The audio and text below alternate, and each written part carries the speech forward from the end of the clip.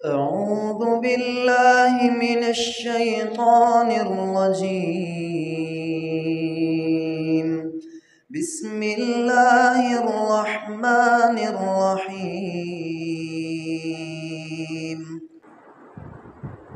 وقال جل وعلا في موضع آخر: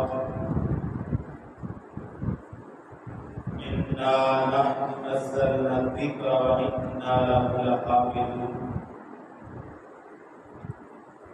أما بعد فإن خير الحديث كتاب الله وخير الهدي هدي محمد صلى الله عليه وسلم وشر الأمور محدثاتها وكل محدثة بدعة وكل بدعة ضلالة. تمام قسم کی حمد و ثنا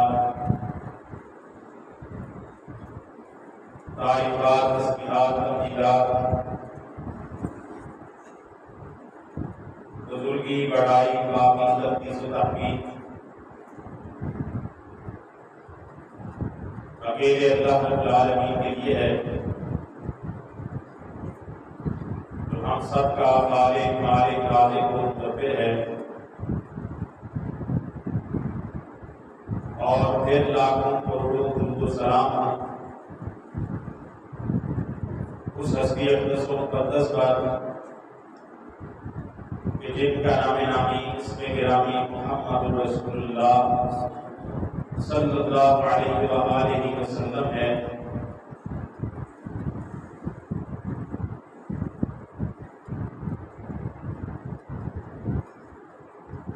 بنی نوع انسان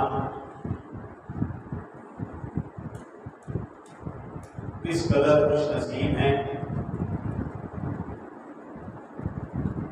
کس قدر خوش بخت ہیں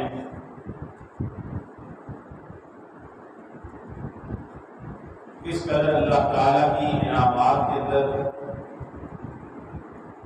گھرے ہوئے ہیں کہ اللہ تعالیٰ نے ان کی رشد و ہدایت کے لیے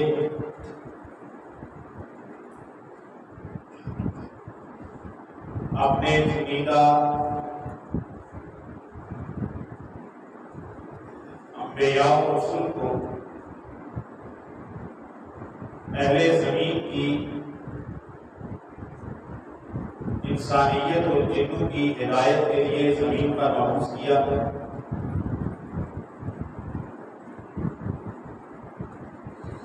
اور ان کی ضرورت اور حاجت اور مصلحت کے مطابق اللہ تعالیٰ نے ان کو احکامات عطا فرمائے۔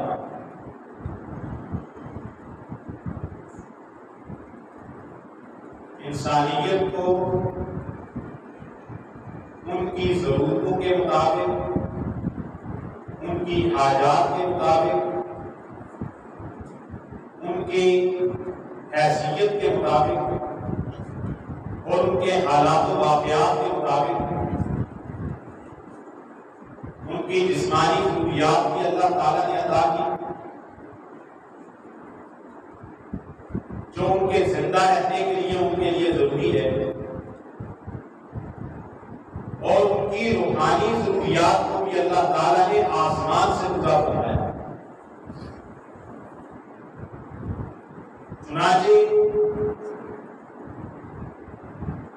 بے شمار انبیاء اس زمین پر اللہ تعالیٰ کا پیغام لے کر آئے، ان کے پیغام میں سچائی تھی، للہیت تھی، اخلاص تھا، ایک اللہ کی پرستش کی طرف انسانیت کو بلانا تھا۔ ضلالت، گمراہی، بے ادبی، شکر بے بہار کی زندگی سے بچانا تھا۔ ایک اعتبار سے تو انسانیت کس قدر خوش نصیب ہے کہ مالک کائنات نے ان کو زمین پر پیدا فرمانے کے بعد بھلا نہیں دیا، رائگان چھوڑ نہیں دیا، بلکہ ایک ایک لمحے کی رہنمائی کے لیے اللہ تعالیٰ نے اپنے چنیدہ انبیاء کو مبعوث کر کے انسانیت کو ایک روشنی کی راہ پر گامزن کرنے کی اللہ تعالیٰ نے تعلیم برآمد فرمائی ہے. لیکن دوسری طرف انسانوں کی اپنی کتنی شیطان کے بہلاوے کے اندر آ کے مالک کا باقی بن کے خدا کے پیغام کو ٹھکرا کے انسان کی دوسری طرف اس کے اعمال سیئہ کی وجہ سے جو نحوست اس پر طاری ہوتی ہے اس کی بدبختی کا کوئی ٹھکانہ نہیں رہتا. ایک انسان کائنات کے سب سے زیادہ سچے کھڑے اور واضح پیغام اللہ تعالیٰ کے کلام کا انکار کرنے میں راضی ہو جاتا ہے. یہ تمام انبیاء کے ساتھ سلسلہ جاری رہا. جناب سیدنا نوح علیہ السلام کو ستایا گیا, ان کا استہزاء کیا گیا, ان کا مذاق اڑایا گیا, ان کو ذلیل و خوار کرنے کی کوشش کی گئی. 950 سال ان کے سامنے ان کی قوم بلکتی پھرتی. لیکن جب مالک کائنات نے اپنے منکرین کو اور انبیاء کے پیغام کو ٹھکرانے والوں کو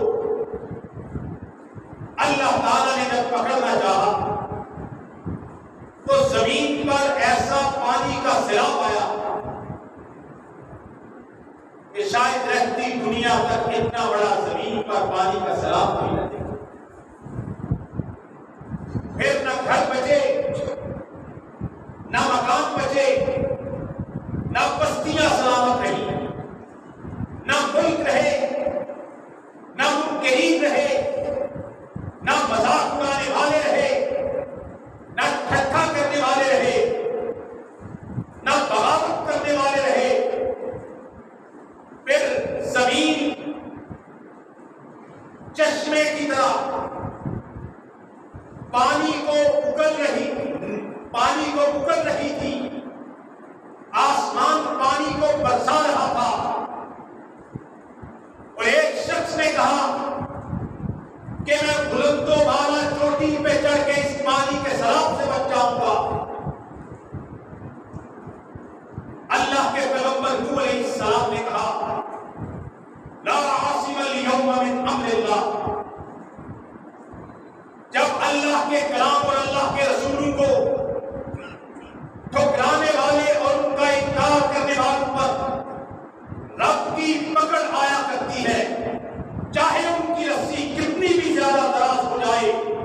اب قوم نوح کی رسی 950 سال تک دراز ہے. 9 دن نہیں, 9 سال نہیں, 90 سال نہیں, پوری 9.5 صدیاں ان کی رسی کو مالک نے دراز رکھا. ابھی سمجھے کہ کل سمجھے, شاید سمجھ جائے. اور انسانیت کو بتانا تھا کہ پیغمبروں کا استہزاء کر کے, اللہ کے کلام پاک کا انکار کر کے کوئی قوم یہ نہ سمجھے کہ یہ کمزور مسلمان کہتے ہیں کہ اللہ کا عذاب آ جائے گا, اللہ کی پکڑ آ جائے گی, اللہ تعالیٰ خود انتقام لے لے گا.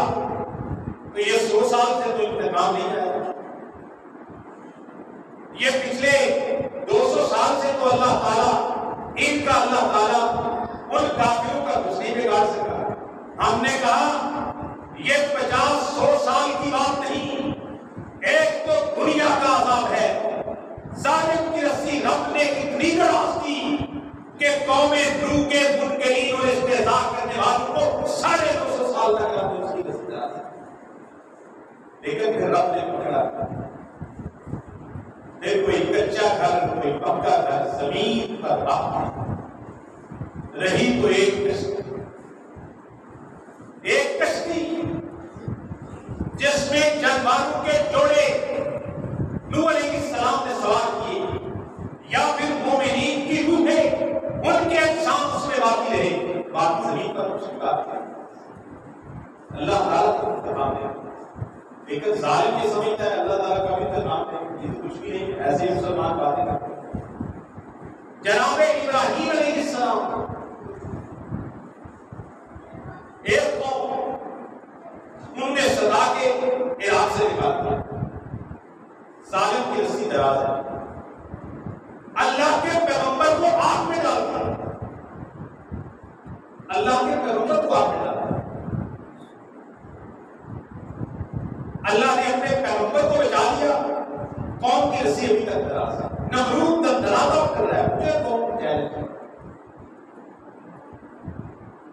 پھر ایک بچہ اس کے دماغ میں گھسا، لوگ اس رب نے کتنے پڑھوا کے اس کو، جب کوئی ابراہیم علیہ السلام کو آگ میں ڈالے تھے، کبھی سوچا ہوگا کہ یہ بچہ سے نہیں ہوگا جو اپنے آپ کو رب کہتا ہے، کہتا ہے میں مارتا ہوں، میں زندہ کرتا ہوں۔ پھر اللہ کے دوسرے پیغمبر ان کو ستایا گیا تھا، فرعون نے موسیٰ علیہ السلام کی قوم کے ساتھ اس سے پہلے کئی صدیوں تک ظلم کیا۔ یوسف علیہ السلام کے دور میں مصر پہنچے بنی اسرائیل، پھر وہ حکمران رہے، پھر فرعون اور قبطی ان پر غالب آ گئے، پھر فرعونوں کی کئی نسلیں گزر گئی اور بنی اسرائیل کی کئی نسلیں گزر گئی۔ پیغمبروں کی اولادوں کو بنی اسرائیل کے فرعون کے اندر جو حکمران بن کے آئے تھے غلام کی طرح ٹریٹ کیا، غلام بن کے ان کی عورتیں لوٹیاں بن گئی، نہ ان کی عزت ہے نہ ان کا مال نہ۔ پھر اللہ تعالیٰ نے موسیٰ علیہ السلام کو پیدا کیا اور اس کے گھر میں پرورش دلوائی جو موسیٰ علیہ السلام کو مارنا چاہتا۔ مالک کی قدرت یہ کیا رہا، اور ہارون علیہ السلام کو اس سال میں اللہ نے پیدا کیا جس سال کو بچے نہیں مارتا، ایک سال بچے مارتا کس طرح؟ اللہ نے ہمارے پیغمبر موسیٰ کو اس سال پیدا کیا جس سال کو بچے مارتا۔ اللہ تعالیٰ یہ بھی تو کہہ سکتے تھے کہ ہارون کو اس سال پیدا کر دیے تو موسیٰ علیہ السلام کو بھی اللہ تعالیٰ اس سال پیدا کر دیتے۔ مالک نے بتایا میں اسی سال جب وہ بچے مارتا ہے اسی سال پیدا کروں گا موسیٰ علیہ السلام، اور پھر سمندر دریا کے حوالے کر ان کی ماں سے پھر اس فرعون کے محل میں موسیٰ علیہ السلام شیردار بچہ پہنچے گا، اس کے گھر میں اس کی پرورش ہوگی، اور موسیٰ علیہ السلام کسی اور دائی کا دودھ بھی نہیں پیئیں گے، دودھ بھی پیئیں گے تو وہ دورے دائی کے اپنی سگی ماں کا پیئیں، اور اس کے تمام اخراجات اور نفقات اور اس کی تنخواہ بھی موسیٰ علیہ السلام کو اپنی ماں اپنے بچے کو دودھ پلانے کی تنخواہ بھی فرعون کے محل سے نہیں، اس کے اقرار۔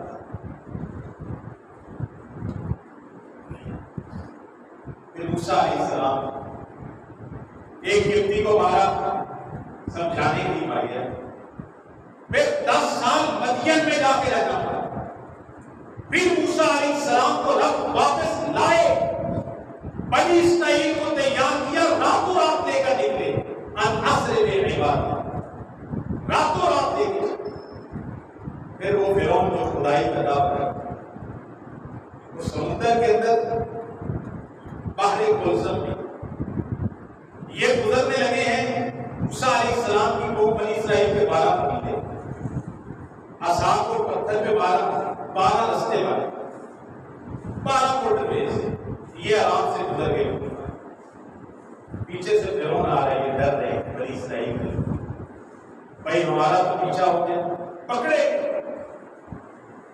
وہاں سے موسیٰ علیہ السلام کی قوم گزر گئی، فرعون کی قوم درمیان میں ان کی رب نظر، اور جب اس کے حلق تک پانی پہنچا اس نے کہا آپ کو رب حال اب ایمان ہے، اللہ تعالیٰ نے فرمایا معلوم پرانے گیت کے ساتھ آپ ظالم کی رسی کتنی دراز تھی، لیکن مالک کہتے ہیں جب ہم ظالموں کو منکروں کو پکڑنے پہ آتے ہیں پھر کائنات کی کوئی چیز کو بچا اتنا بڑا اور وہ ایک حدیث بھی ہے جب جبریل امین علیہ السلام نے نبی پاک کو آگے بتایا بیان کیا، جب فرعون اس کے حلق تک پانی پہنچا تو فرعون نے کہا کہ میں ایمان لے آیا۔ جبریل کہتے ہیں آئے اور سمندر سے پٹی اٹھا تو نبی پاک کو آگے جبریل یہ واقعہ سنا رہے ہیں، اے اللہ کے پیارے رسول، آپ کو پتہ ہے جب فرعون مرنے لگا تھا تو کیا واقعہ ہوا تھا؟ جبریل بتا کہا مجھے یہ خدشہ تھا اتنا ظالم ہے کہ مرتے وقت یہ کلمہ پڑھ لے رب کی رحمت اس پر غالب آ کے کوئی خواب آتا ہے، میں سمندر سے پٹی لے کے اس کے منہ میں ڈال سکتا رب کی رحمت رکھے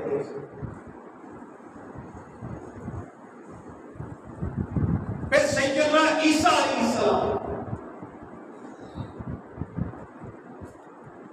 اللہ تعالیٰ نے معجزانہ طور پر بغیر باپ کے ماں کے بطن سے پیدا کیا، کائنات کے لیے ان کی پیدائش کو معجزہ بنا۔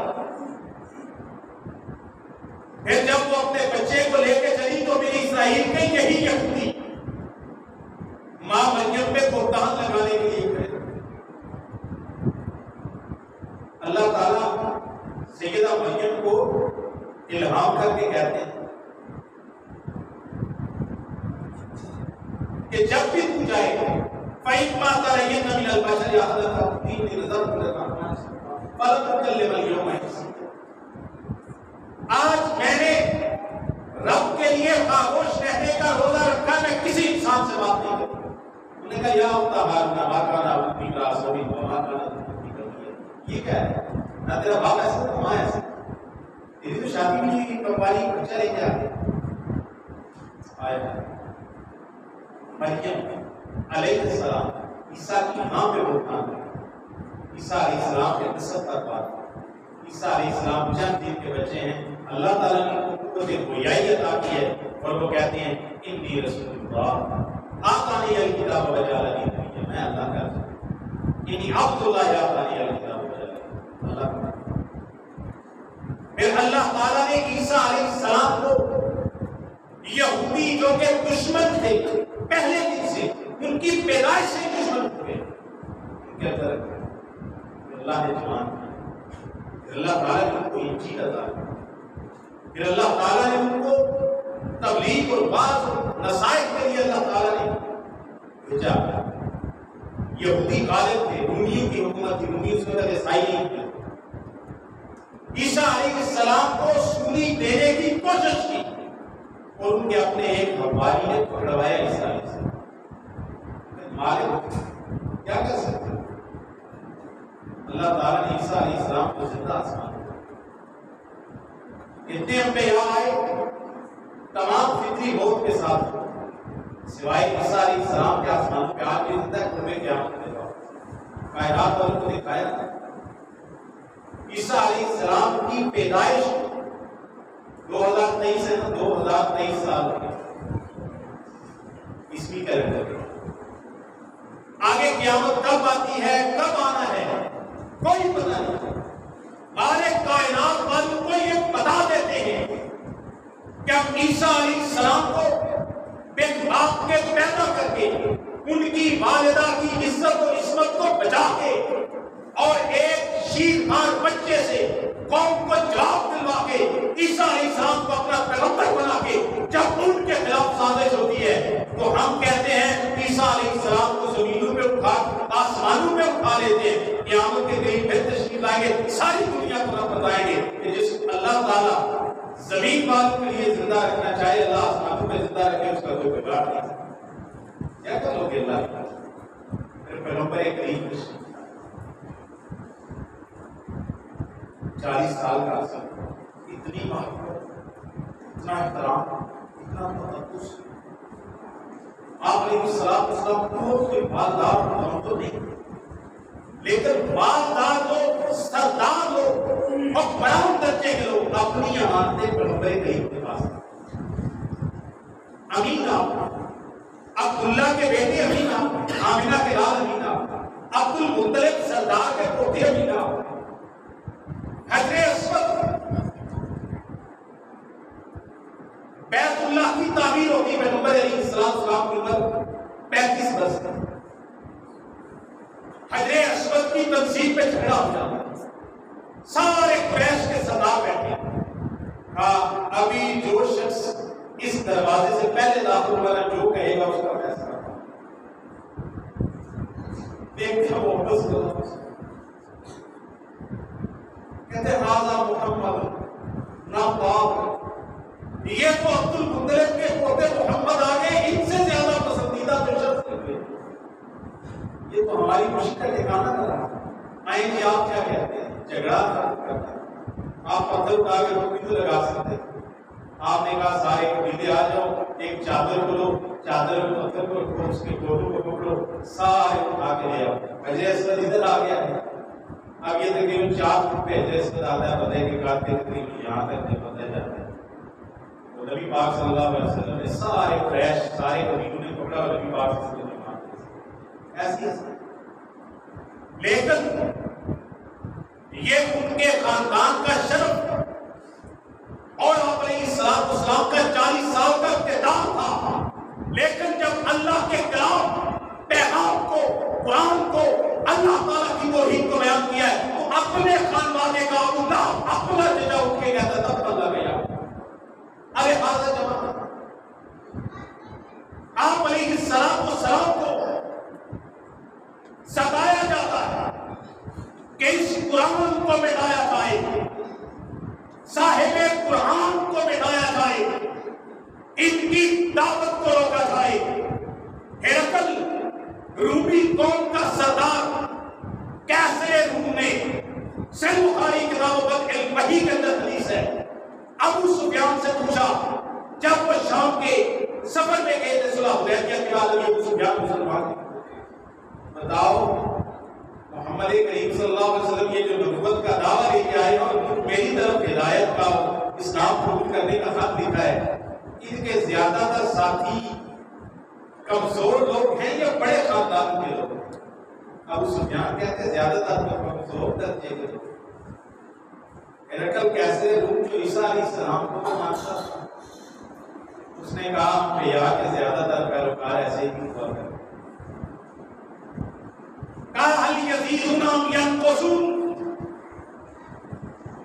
تم نے ہر طرح کے حربے استعمال کر لیے، ظلم کیا، ستایا، مارا، گھروں سے نکالا، ہجرتیں کرنے میں مجبور ہوئے. بتاؤ کیا وہ دن بہ دن بڑھ رہے ہیں یا کم ہو رہے ہیں؟ ابو سفیان نے کہا بھائی یزیدون وہ تو بڑھتے ہی جا رہے ہیں. کہا ہاؤ ہاکذا.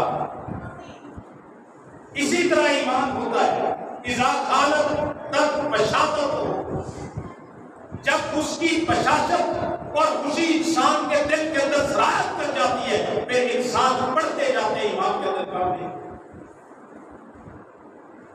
بڑی کوشش کر مکہ سے نکالا، بیٹیوں کو طلاقیں دلانا، ساتھیوں کو مارا پیٹا، طائف کے اندر پتھر مارے، قاتلانہ حملے کروائے، مدینہ میں جا کے رہنے پہ مجبور ہوئے. یثرب جس کا کوئی نام نہیں لیتا تھا، صرف کھجور والی زمین کے کھجوریں بڑی. جب پیغمبر کریم صلی اللہ علیہ وسلم وہاں پر گئے پھر کائنات والے نے دیکھا. مکہ والوں نے تو حدیبیہ میں شروع کر دیا، ہجری کو مکہ فتح، پھر روم، پھر فارس، پھر ایران، پھر قبائل عرب کہ اس اسلام کو اور مدینہ کی ریاست کو ہم نے مٹانا ہے. سب نے کوشش کی. پیغمبر کریم صلی اللہ علیہ وسلم جب دنیا سے رخصت ہوئے تو جتنا جزیرۃ العرب ہے سارے جزیرۃ العرب نے کلمہ پڑھ لیا تھا مسلمان. اذا جاء نصر اللہ والفتح ورأیت الناس يدخلون في دین اللہ، جب اللہ کی رحمت اللہ کی نصرت آئے گی میرے پیغمبر، لوگ خود تک خود اسلام قبول کریں گے، خود تک خود اسلام۔ آپ علیہ السلام کو یہ سے دو بڑی بات، ایک رومن امپائر جو شام کی سرزمین، ایک پرشین امپائر ہے جو جزیرہ العرب کے ساتھ عراق کی سرزمین پہ ہے اور اس کا سلطان اور پائے تخت ایران کے اندر، اور ایک رومن امپائر ہے جس کا پایہ تخت ہمس کے اندر ہے، شام کی سرزمین میں، یا بنیادی اس کا پایہ تخت یہ استنبول قسطنطنیہ کے اندر، اتنی بڑی امپائر رومن امپائر، کائنات نے زمین پر ریٹن ہسٹری کے اندر رومن امپائر سے بڑی امپائر بولی، اتنی بڑی تحریک، اتنی بڑی تحریک۔ نبی کریم صلی اللہ علیہ وسلم غزوہ تبوک میں گئے، سامنے ہی 19 دن یا ایک مہینہ نبی پاک نے قیام کیا، رومن امپائر نبی پاک کے چند سو مجاہدین کے سامنے آنے کی ضرورت ہے واپس آ، یہ بھی ایک طرح کی۔ پھر سیدنا ابو بکر صدیق رضی اللہ تعالیٰ عنہ کے دور کے اندر جب نبی کے پہلے خلیفہ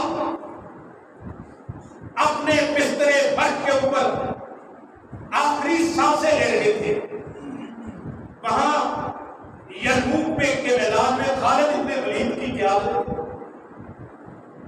رومن امپائر کے ساتھ مجاہدین اسلام صحابہ و تابعین کھڑے لڑ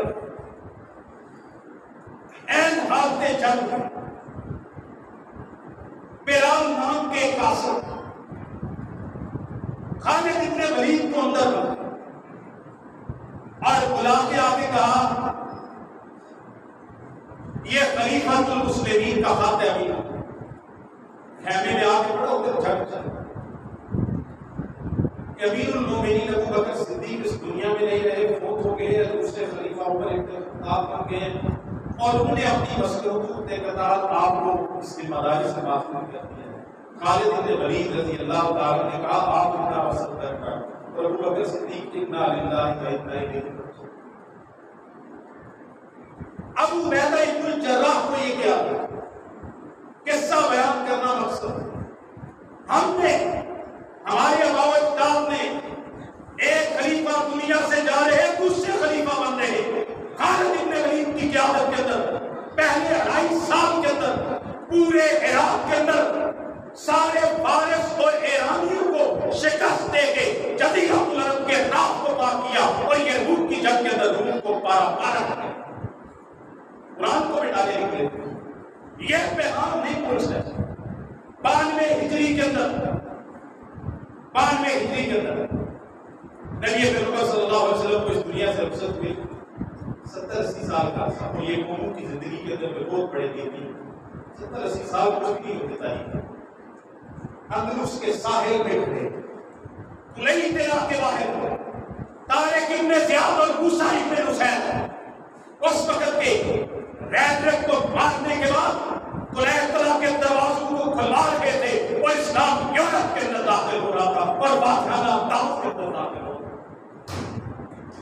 اسلام کو مٹانے کے لیے 800 سال اندلس کے اندر پہلے بنو امیہ، پھر موحدون راشدون، پھر طوائف الملوکیہ، 1492 میں کرناٹک کے اندر آخری مسلمان کو بھی اسپین سے نکالا گیا، موس کہتے تھے، موس ان اسپین۔ 1492 میں مسلمانوں کو اسپین سے نکالا اور یہ کہہ کر نکالا، تاریخ کی کتابوں کے اندر انگریز وغیرہ نہیں لکھا، مسلمانوں کے باوجود کی قبریں اکھیڑ کر ان کی باقیات کو نکال کے کہا کہ ہم مسلمانوں کی یہاں پر قبروں کی باقیات نہیں لینا چاہتے، جاؤ عرب جہاں سے 800 سال پہلے آئے تھے واپس چلے جاؤ اور اپنے فوج سلطان باوجود کی ہڈیاں اور باقیات کی قبروں سے اٹھا دیں، اسلام مٹ جائے گا۔ 1100 مشرق کی سرزمین پر انگلینڈ، جرمنی، فرانس، اسپین، یہ سارے جتنے یورپ کے ممالک ہیں، بوم اس وقت اس کا نام میرے ذہن سے نکل گیا، صلیبی جنگوں کا آغاز ہوا 1195 میں بیت المقدس پہ آ کے 1095 کے بیت المقدس پہ آ کے قبضہ کیا، 10 صلیبی جنگیں لڑی اور یہ سلسلہ 1291 تک جاری رہا۔ پورے 200 سال مسلمانوں کو، پورا یورپ مسلمانوں کے ساتھ 10 صلیبی جنگیں لڑی۔ اسلام مٹ جائے گا، قرآن مٹ جائے گا، عیسائیت غالب آ جائے گی، پوپ کا نظام چلے گا، پیغمبر کی حدیث مٹ جائے گی اور باز ختم ہو جائیں گے؟ نہیں، آپ نے روم نے کر لیا، فارس نے کر لیا، اندلس نے کر کے دیکھ لیا، 200 سال کی صلیبی جنگوں نے کر کے دیکھ لیا۔ اب آؤ بہت سارا حالات دیکھتے ہوئے 1924 کے اندر خلافت عثمانیہ کو ختم کیا، فتح اتوار کے بعد کہ اسلام ختم ہو جائے گا، اور انگریز جہاں پر قابض ہوا بڑے صغیر کے اندر، اور ایک انگریز مورخ نے اس وقت کتاب لکھی، اس نے جا کے ملکہ برطانیہ وکٹوریہ کو یہ کتاب پیش کی، تجزیہ پیش کیا۔ اس نے کہا کہ وجہ کیا ہے کہ ہم بڑے صغیر پاک و ہند کے اندر ابھی تک مسلمانوں کو مکمل طور پر غلام بنانے میں کامیاب نہیں۔ ان کے اندر جو جوالا مکھی، جو ان کے اندر ایک شعلہ ہے اسلام کا، بغاوت کا، کفر کے سامنے، یہ شعلہ ان کا دبتا نہیں، وجہ کیا ہے؟ اس نے اپنی کتاب کے اندر نوٹ دیے، اس نے کہا قرآن مجید کے بارے میں، this little book stood our way, this little book stood our way۔ Mallika Victoria, یہ چھوٹی سی کتاب ہمارے راستے کا کانٹا ہے۔ جب تک مسلمانوں کے دل سے اس قرآن مجید کی محبت اور ان قرآن مجید کے ساتھ تعلق ختم نہیں ہوتا، ہم مسلمانوں کے جسموں کو غلام تو بنا سکتے ہیں لیکن ان کی روح پر قبضہ نہیں کر سکتے۔ قرآن مجید کو ملا، یہ آج نہیں ہوا ہاسپٹل کے اندر، یہ پچھلے میں نے ایک تاریخ آپ کے سامنے رکھی کہ اسلام کے پہلے دن سے جب نبی پاک نے وحی کا اعلان، اس وقت سے یہ سلسلہ جاری ہے، اور میں نے تو اس کو بہت پیچھے لے گیا، جناب نوح علیہ السلام سے یہ سلسلہ جاری ہے، ہمارے اسلام نہ کسی پیغمبر کی تعلیم مٹی، نہ کسی پیغمبر کا پیغام ہوتا، نہ اللہ کا کوئی کلام ہوتا، نہ محمد کریم صلی اللہ علیہ وسلم کی زندگی کو نقصان پہنچایا، نہ آپ کے کلام کو نقصان پہنچایا، اور قرآن مجید کے بارے میں اس کو بتاؤ گے برق جلائے نقصان ہم کو ہوگا۔ دور مسلمان، ہمارے دل کو تکلیف پہنچی، ہمارے سینے چھلنی ہوئے، لیکن قسم ہے رب کعبہ کی، قرآن مجید کے اوراق چلانا ایک تو رب کے غضب کو دعوت دینا، دوسرا مسلمانوں کی تکلیف دینا مقصود ہے، ورنہ قرآن مجید چلانے سے تو بٹایا نہیں جا سکتا۔ لا یأتیہ الباطل من بین یدیہ ولا من خلفہ تنزیل من حکیم علیم۔ یہ مالک کائنات نے قرآن مجید کے بارے میں کہا، نہ باطل اس کا سامنے سے مقابلہ کر سکتا ہے، نہ پیچھے سے مقابلہ کر سکتا ہے۔ قرآن جھوٹا ہے، جاؤ فاتو بعشر سور من مثلہ، جاؤ قرآن مجید جیسی تصویر بنا کے لاؤ، نہیں لا سکتے۔ اچھا ہدف چھوٹا کر دیتے ہیں، بڑے عربی دان ہو، فاتو بسورۃ من مثلہ، اور قرآن مجید جیسی انا اعطیناک الکوثر 3 آیات پر مبنی، بسم اللہ کو شامل کریں تو 4 آیات، اس جیسی ایک سورت بھی لے کے آ ایک آیت لے کے آؤ قرآن جیسے، انا نحن نزلنا الذکر وَإِنَّا لَهُ لَحَافِظُونَ۔ مالک کہتے ہیں قرآن کو ہم نے نازل کیا اور ہم اس کی حفاظت کرنے والے۔ 1923 میں خلافت عثمانیہ کو ختم کیا، مسلمان ختم ہو جائیں گے، مرکزیت ختم ہو گئی، پاور ختم ہوگی، مسلمان کا لوگ چلتا رہا بڑا سلسلہ۔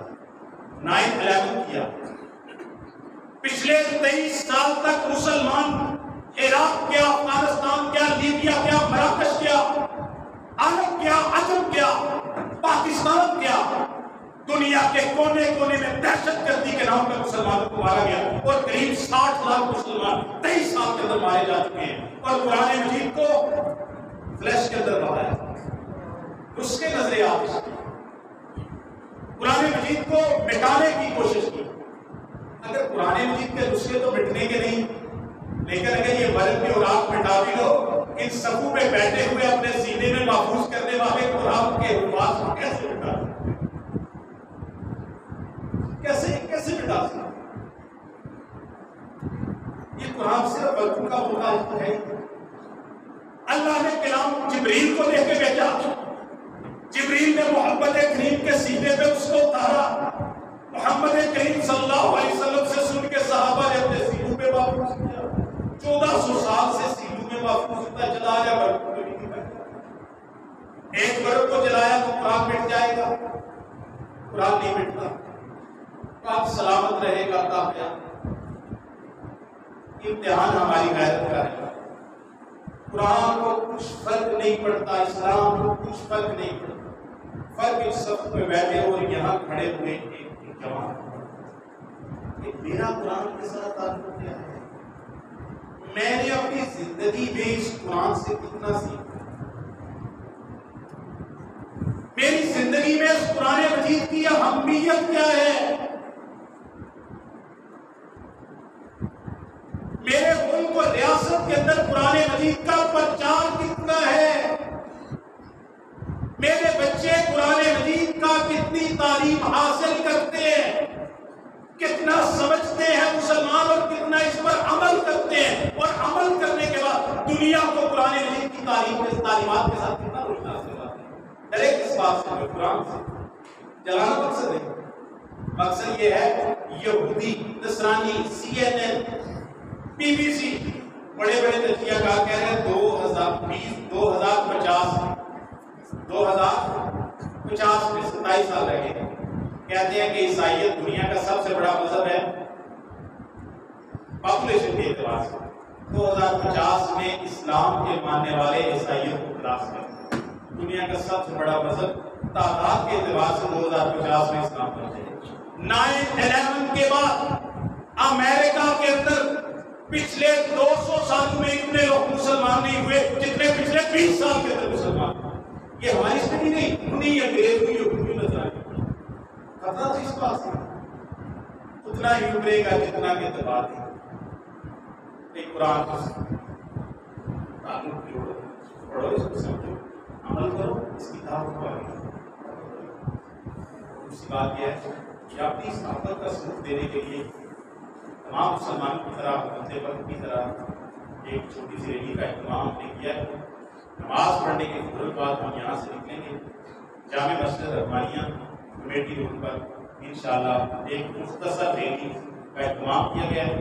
اپنی اپنی محبت کا ثبوت دیں۔ میں کسی کو ہاتھ جوڑ کے نہیں کہوں گا ضرور، میں اتنا کہوں گا اگر آپ کو یہ لگتا ہے کہ فرانس کے اندر آپ کو پتہ ہے حملہ ہوا تھا، 50 ملکوں کے سربراہ نے جا کے وہاں پر وہ جو چارلی ایبدو بار تھا جس نے نبی پاک کے خاکے شائع کیے تھے، پتہ ہے اس پر حملہ ہوا تھا، وہ مرا بھی نہیں تھا، ایک مسلمان نے حملہ کیا، مرا بھی نہیں تھا۔ 50 ممالک کے، یورپ کے، امریکہ کے، آپ کو وہ تصویر یاد ہے؟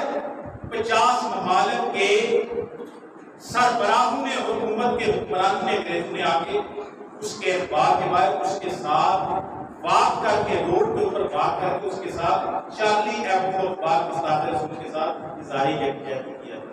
لوگ آپ سے پوچھتے ہیں سویٹر کو کیا فرق پڑے گا باہر نکلنے میں؟ میں نے کہا مجھے تو پڑے گا نا، آپ کو تو پڑے گا، اس کو کیا فرق پڑتا ہے؟ میں اس کو پیغام دوں گا اگر چارلی ایبدو کے لیے تمہارے 50 حکمران ایک روڈ پہ واک کر سکتے ہیں ایک مستعد رسول کے ساتھ، تو میں قرآن مجید اور مسلمانوں کے ساتھ اظہار یکجہتی کے لیے میں بھی گرمی کے اندر 10-20 منٹ کے لیے باہر نکل سکتا ہوں، اتنا ہی مان کو میرے اندر۔